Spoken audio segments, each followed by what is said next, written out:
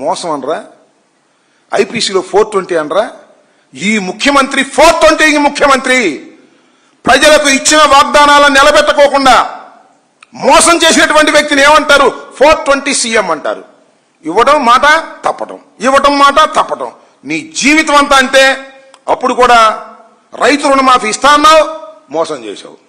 కాపుల్ని బీసీలో చేరుస్తా అన్నావు, మోసం చేశావు.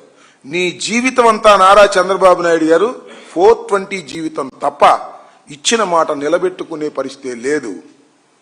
వైఎస్ఆర్ కాంగ్రెస్ పార్టీ కానీ, డాక్టర్ వైఎస్ రాజశేఖర రెడ్డి గారు కానీ, జగన్మోహన్ రెడ్డి గారు కానీ మాటిస్తే మాట తప్పం, మడం తిప్పం. అది మా బ్రాండ్. మీ బ్రాండ్ ఏంటి? మాట తప్పటం, మడం తిప్పటం, 420గా ముద్రపడటం.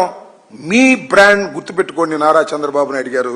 కేసులతోనూ బెదిరింపులతోనూ ఎల్లో మీడియా రాతలతోనూ వైఎస్ఆర్ కాంగ్రెస్ పార్టీని అణచాలనుకుంటే అణిగేది కాదిది.